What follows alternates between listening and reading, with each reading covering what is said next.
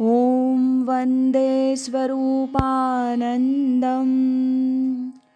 सोऽहं बोधप्रदायकं ज्ञानेश्वरावताराय आत्मतृप्ताय ते नमः. आदरणीय स्वामी भक्त व.दा. भट लिखित स्वामी म्हणे अमलानंदा या ग्रंथाचं वाचन आपण ऐकत आहोत. आज ऐकूया या ग्रंथातील पुष्प 3 भाग 3. दिनांक 4 फेब्रुवारीला मामा सकाळी अंगणातील झोपाळ्यावर बसले होते. श्री भाऊ देसाई अधूनमधून इतर कामं करताना मामांशी येऊन बोलत होते. श्री भाऊ नंतर अननसाच्या बागेकडे गेले. मामा तसेच झोपाळ्यावर बसले होते. पावसच्या त्या शांत वातावरणात सोहम चिंतन फारच चांगलं होत होतं. मुंबईच्या वातावरणात असा एकांत कधी लाभत नाही म्हणून मामांना जरा वाईट वाटत होतं. असे विचार चालू असतानाच श्री स्वामी मंद पावलं टाकीत खोली बाहेर आले. अंगणातच असलेल्या एका बाकावर ते बसले. नंतर मामाही श्रींच्या शेजारी येऊन लीनतेनं बसले.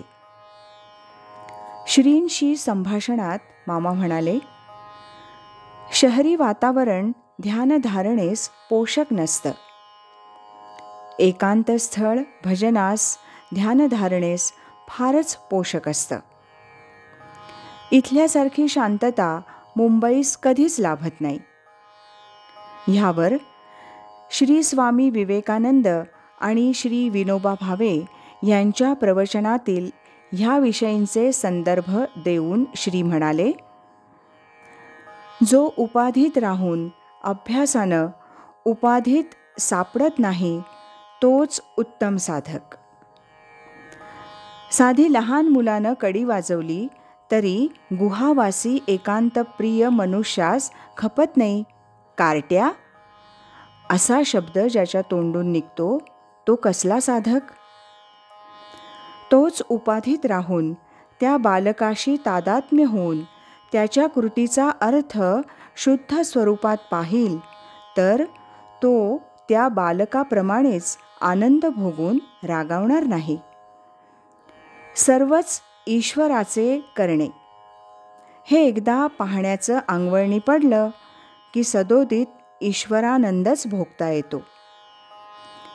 आपण श्रद्धेनं सर्वत्र ईश्वर पाहण्यास शिकलो की कोणत्याही परिस्थितीत आनंद टिकून राहतो, एकांत असो किंवा नसो. अशा चिंतनानं सर्वच संकल्प विकल्प लोप पावतात. संकट परंपरा कोसळली तरी असा मनुष्य ईश्वराचं कौतुकच पाहत असतो. आपण निराळे असे न राहता सर्वच कर्म खऱ्याखुऱ्या अर्थानं कृष्णार्पण होतं. नंतर ओम तत्सत ह्या मंत्राचा भावार्थ विनियोग आणि सिद्धी लाभते. करताच शिल्लक राहत नाही. सोहम सोहम चा अभ्यास दृढ करीत मार्ग आक्रमिता एक दिवस सर्वत्र सच्चिदानंदमयच होतं. कर्ता कर्म क्रिया सर्वच एकरूप होतं. नंतर श्रींनी सतत ज्ञानेश्वरी वाचन चिंतन त्याचं मनन असावं अशी सूचना करून म्हटलं, योग्य स्थळी थांबून श्रद्धेनं वाचन केलं की भाव अंतरी व्यक्त होतो असं स्वानुभवानं सांगतो.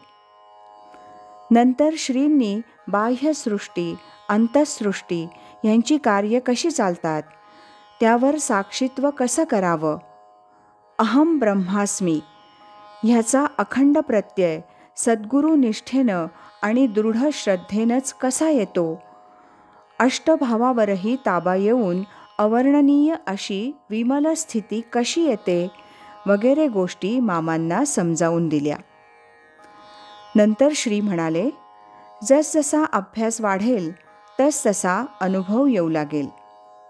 मूळ देहबुद्धी ती आत्मबुद्धी होऊ लागली, सोहम अनुसंधान होऊ लागलं की सर्व यथाक्रम साध्य होईल.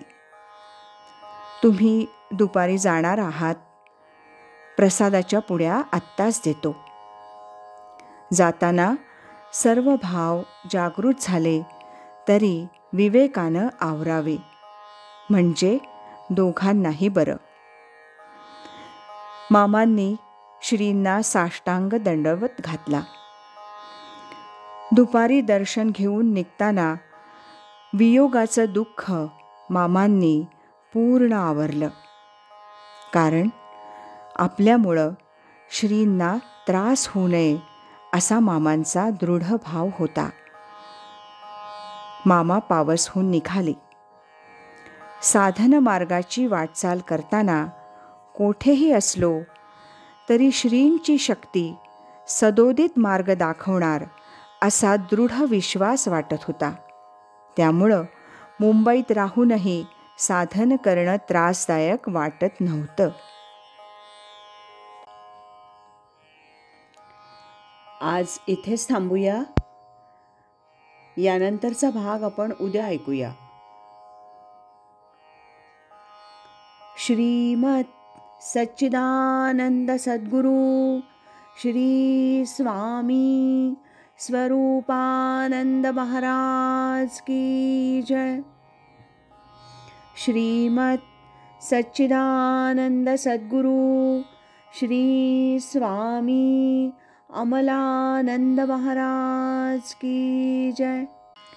हरि ओम तत्सत.